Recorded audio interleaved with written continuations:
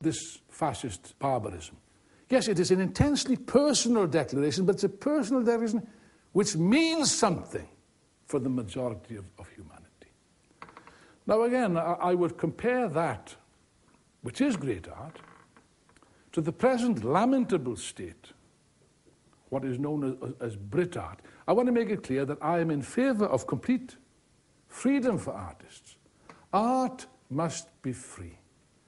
But it must be free of all forms of tutelage and dictatorship, not just religious censorship and political censorship, but also the insidious dictatorship of finance, of capital, whereby in effect the artist, the young artist like yourself, is expropriated because you have no access, no automatic access to the galleries, to the auction rooms, to the recording studios. These are not in your hands, they're in the hands of other people who consider art, music, and literature as an element of commerce and a way of getting rich. Now, what conclusions should we draw from this? Well, I think myself that first of all, to return to my original title for this lecture, art is necessary. Or rather, it ought to be necessary. What is life without color, without music, without poetry? And actually, many people, millions of people, although they say, well, I'm not interested in art, and yet they watch television, they watch soap operas, this is a kind of drama, they listen to music. These are forms of art. I'm not saying whether it's good art or bad art, but these are forms of art. And people become passionate about this. They go to the cinema, they become passionate about films. Why? Because this art, for a moment, takes them out of the dreary, monotonous, boring, everyday existence and shows them that something else is possible, that there is something else. This is magic. Ernest Fisher said quite correctly, art is magic. Art was magic in its origins, as I tried to explain at the beginning. Art and magic, and art still has this potential for magic. It is something in common with religion, except that myself, I stand here as a declared, avowed Marxist and materialist, and therefore an irreconcilable atheist. I don't want to offend anybody's religious sentiments if you have any, but as far as I'm concerned, anyone can believe whatever they want. All I would say is this, I don't understand religion. As far as I understand what the Christian church says, is that you must be good. And what we mean by good? Well, the priest means that you must accept, you see. For example, if you're a capitalist and the boss robs you and exploits you, just accept. Thank you very much, let's have some more. If you're a wife and your husband beats you and tortures you, just turn the other cheek. And if you do this, if you suffer all your life and you accept all the impositions and you're very good and you meekly and humbly submit and so on, if you're good, then you'll be all right, you'll be very happy, you'll have a wonderful time when you're dead. I never understood this. Let me put a different perspective to you. You only live once. We only live once. There is only one life.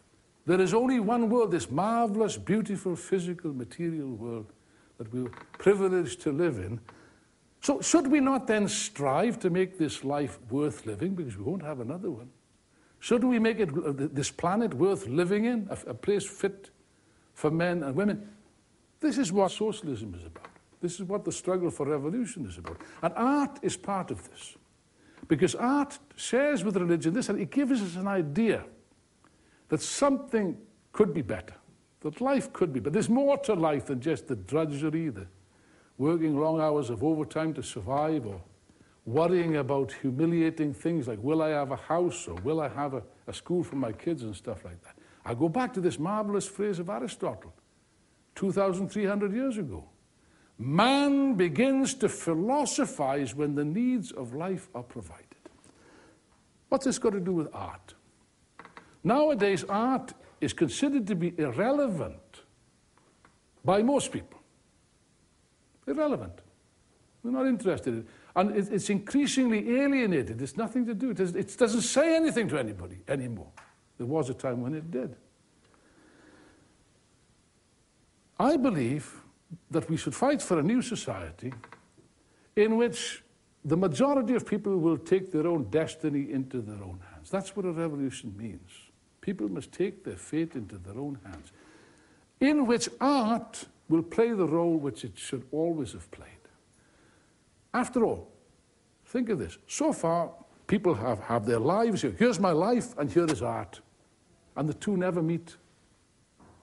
On the contrary, in a genuine socialist society, art must be part of life.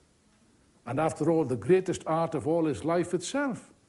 Why should art be separated? Trotsky, the Russian revolutionary, once said, he compared art galleries to concentration camps. He said, look, all these beautiful works of art, they're locked up in a concentration camp. It is separate from life.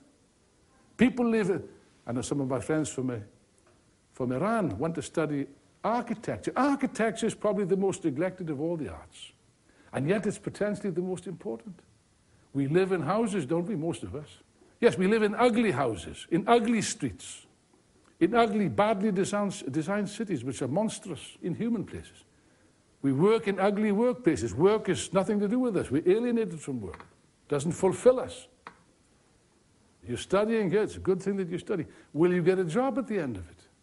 Or rather, will you get a job which you want to do? Will you be able to practice art? Will you be able to practice architecture? The answer should be yes, because we need artists, we need architects above all.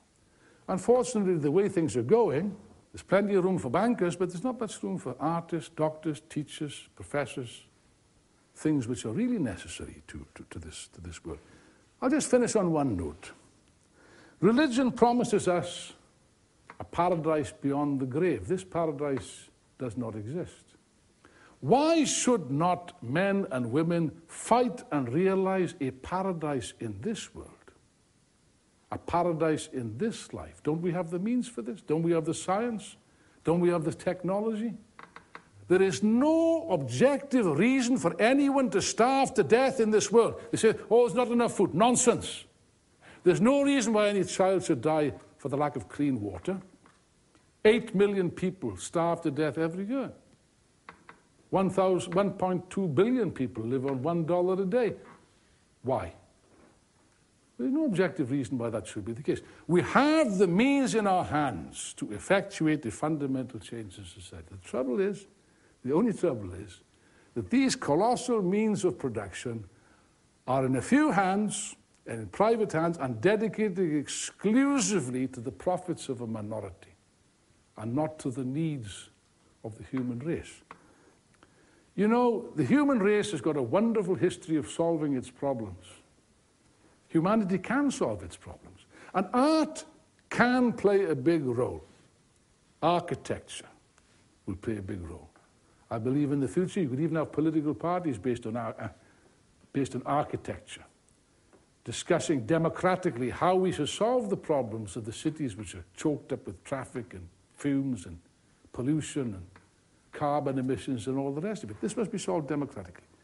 This means that power must pass from the hands of a privileged minority into the hands of the majority of working men and women in Britain and on a world scale. Once that occurs, by the way, it will be possible very quickly to satisfy the needs of people. See, socialism isn't about a crust of bread. You know, it's true, it starts with that. Everyone should have a job, everyone should have a house, everyone should have their basic needs met. Yes, but that's only the starting point. The real aim is not that. The real aim is to free people from a humiliating psychology of material dependence and worry and concern, such that each individual can develop themselves freely.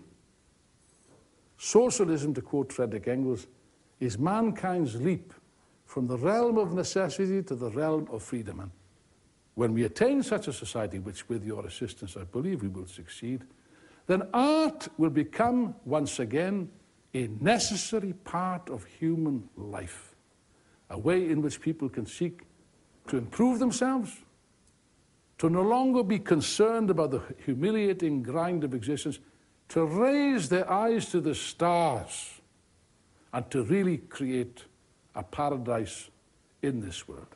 Thank you.